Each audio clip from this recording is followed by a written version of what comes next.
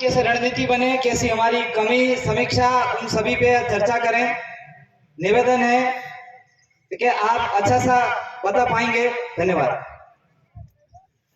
सबको जय जोहार। जय जोहार। आज प्रतापगढ़ विधानसभा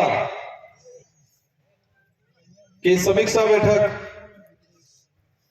और जो 62,623 जो जनता ने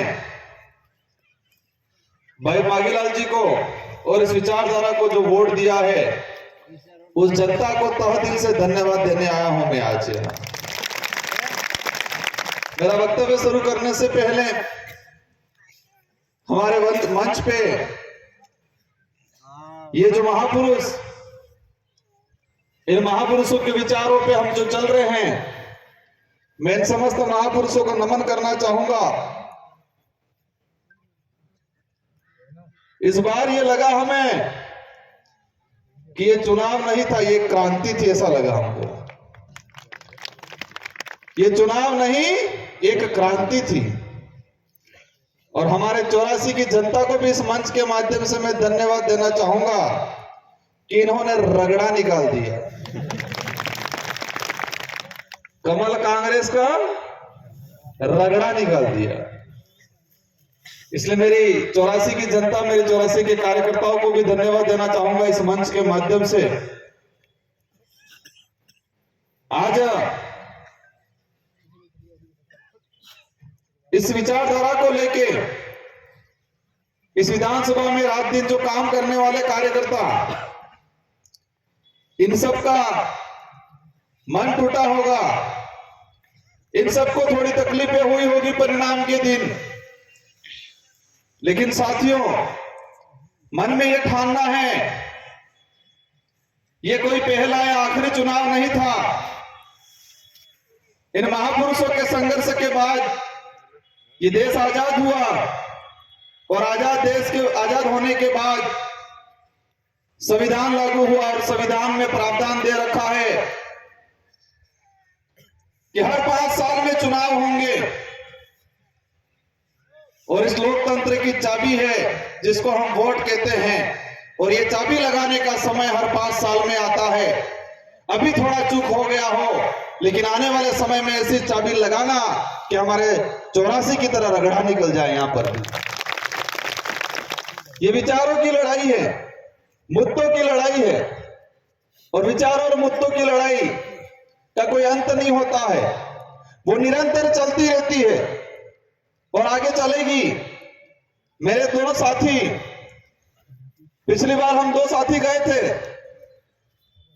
एक मेरे सीनियर थे, राम प्रसाद जी, उम्र में थे, और आज मेरे 2 नौजवान हट्टे फुस्टे, मेरे से दोनों का वजन ज्यादा है,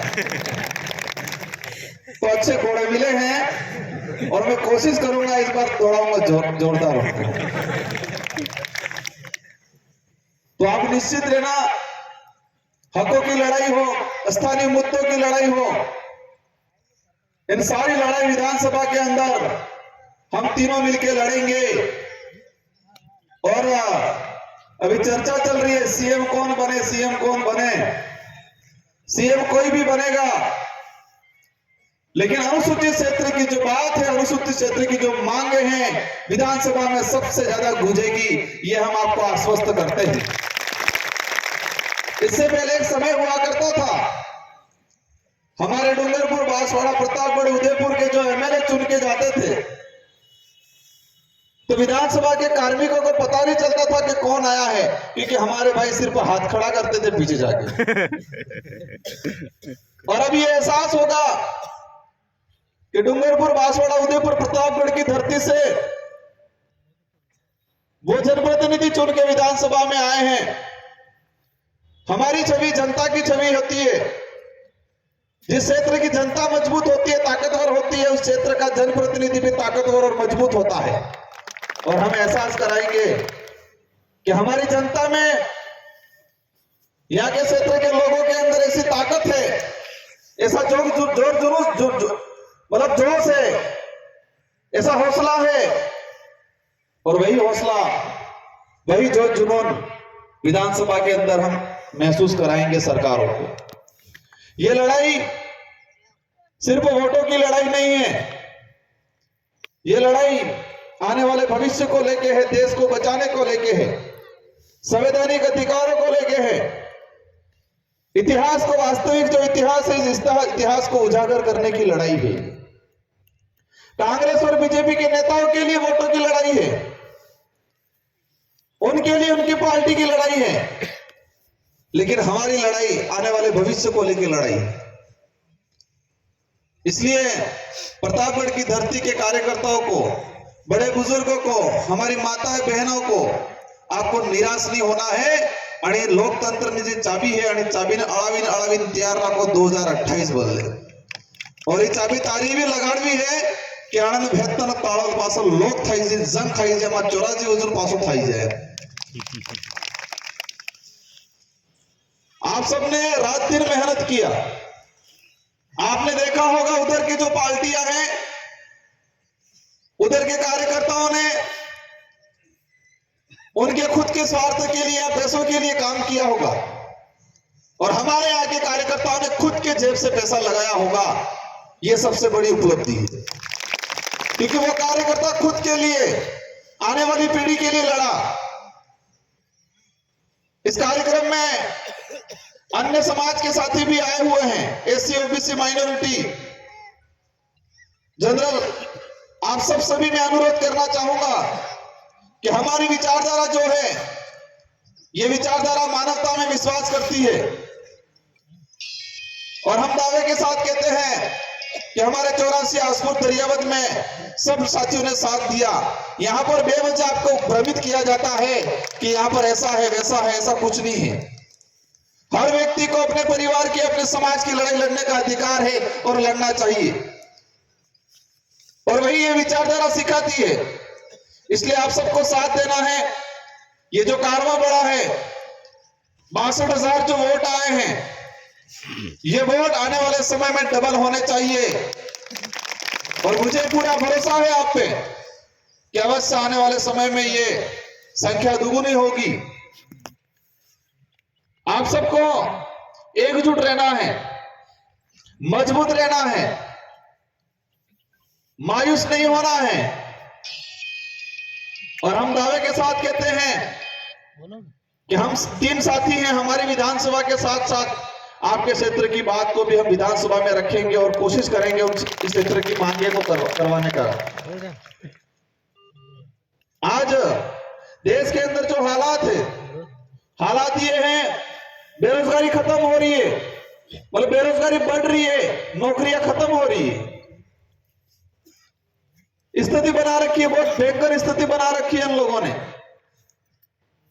हमें ये लड़ाई लड़ती रहनी है, हमारे अधिकारों की लड़ाई लड़नी है, शिक्षा की लड़ाई लड़नी है, बेरोजगारी की लड़ाई लड़नी है, और हम लोग विधानसभा में जाके लड़ेंगे, और आपको यहाँ सड़कों पे लड़ाई लड़नी है। आपकी ताकत हमें मिलेगी, और हम विधानसभा में बोल के इस ताकत को दुगुनी करेंगे, और हमारी जो जो मांगे उन मांगों को पूरा करना चाहेंगे। हमारी माताएं बहनों से मैं अनुरोध करना चाहूंगा कि यहाँ का वोटिंग परसेंटेज कितना रहा है मुझे जानकारी नहीं है, लेकिन मुझे खुशी है कि मेरे 84 विधानसभा की माताओं बहनों ने, नारी शक्ति ने इतना काम किया कि हाईएस्ट मतदान महिलाओं का रहा, और आज राजस्थान के अंदर 84 का नाम गूंजा, पूरे देश के अंदर नाम गूंजा। तो इस बार आपको ठान लेना है, अभी से आपको आज से नई शुरुआत करनी है। और भाई मांगीलाल जी को भी कहना चाहूंगा कि आप ऐसे मजबूत हो, आपको और मजबूत रहना है, और आपको अपनी विधानसभा और अन्य जगह भी काम करना है।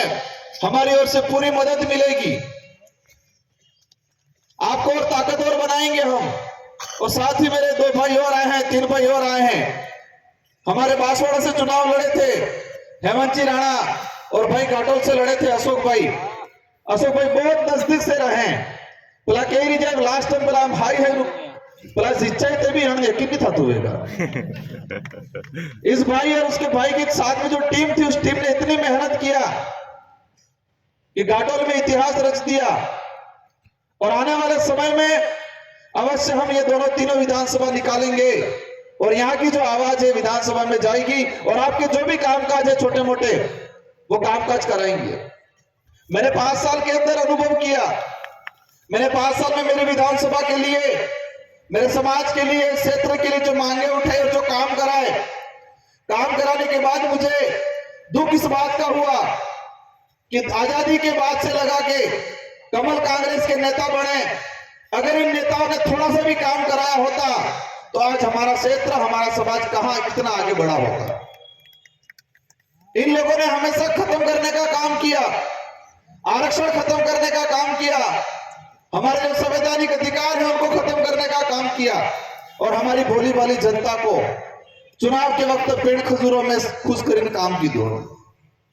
लेकिन वो वक्त आ गया है अब कि हमें हमारे अधिकारों के लिए लड़ना है, ना कि पेड़ खजूरों में हमारे लिए लड़ो है। इन लोगों ने छोटी छोटी योजना, फ्री की योजना दे के हमारे लोगों को बेवकूफ बनाने का काम किया। लेकिन अब जनता जागरूक हो गई है और हम आपको आश्वस्त करते हैं, आप भी काफी थके हुए हो, आपको मजबूत रहना है। कोई भी बात आधी रात को कभी भी कुछ भी बड़ा मामला